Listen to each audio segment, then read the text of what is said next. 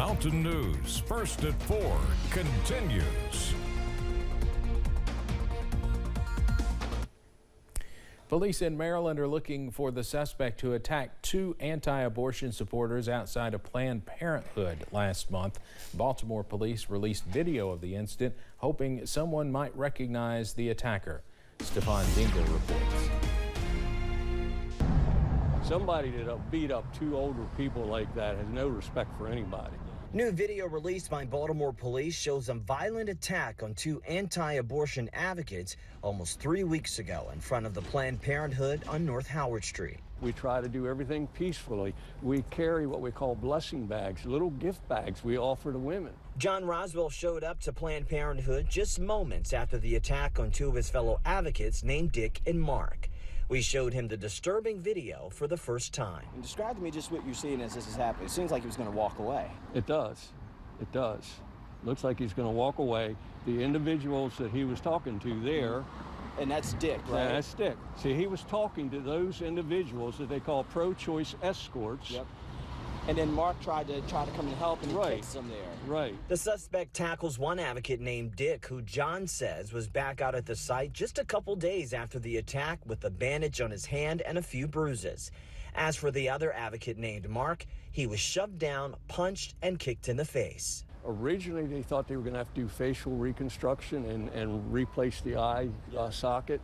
And apparently that is knitting back together. A miracle, to say the least, but John Roswell and his advocates are far from strangers to the threats of violence. He says his life has been threatened several times, but he's still standing for his cause. If worst case scenario, we're a martyr for our cause.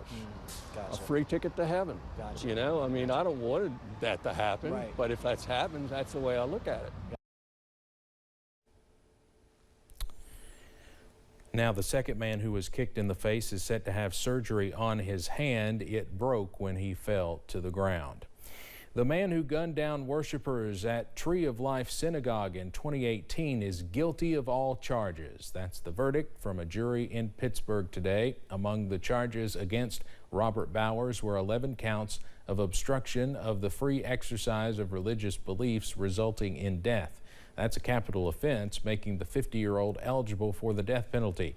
Next, the trial will enter a second phase in which the jury will decide whether to sentence him to death. Members of the Teamsters Union voted Friday by a margin of 97% to strike against UPS if a deal is not reached by the end of the month.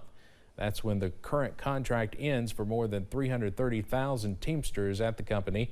If the strike happens, it would be the largest against a single employer in U.S. history. Such strike votes are extremely common during negotiations, and UPS says it is confident there will not actually be a strike. President Joe Biden is expected to formally announce a new director for the U.S. Centers for Disease Control and Prevention. The White House confirmed today that Dr. Mandy Cohen will be appointed to that position. Dr. Cohen previously served as a senior official at the Centers for Medicare and Medicaid Services in the Obama administration. Dr. Cohen is now working as an executive in the private sector. Cohen's expected to start her new role next month.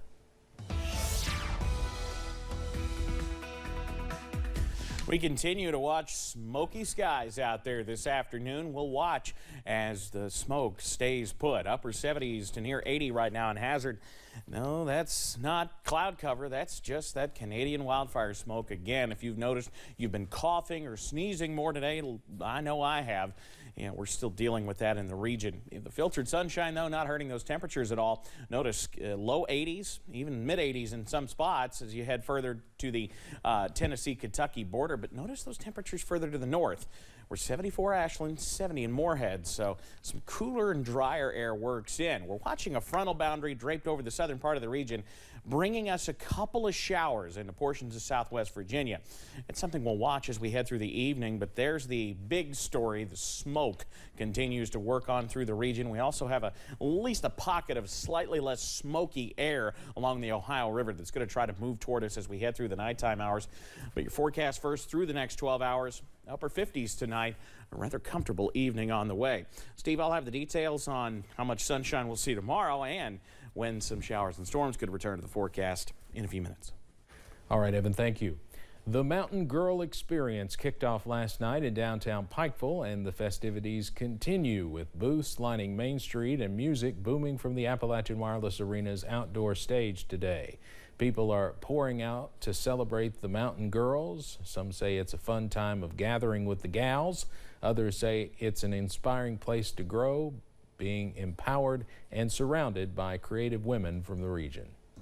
Mountain Girl last year was the first time I ever had a pop-up with my company. I'm only 18, so I started last year with Girlhood because it's all about women empowerment, and all of the businesses that are in my store are nothing but women-owned businesses. The event continues through tonight and returns to Main Street tomorrow with music and more on the schedule. See more from today's festivities coming up tonight at 6.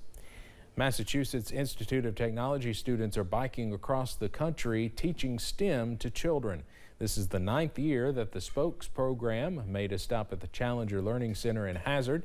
The program is to help kids in smaller communities learn the possibilities with STEM fields and hopefully get them interested.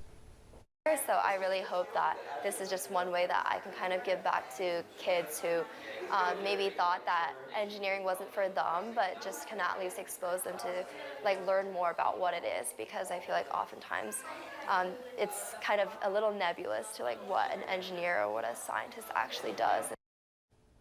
The MIT students started biking from Washington, D.C. and will finish in San Francisco, California. Coming up on First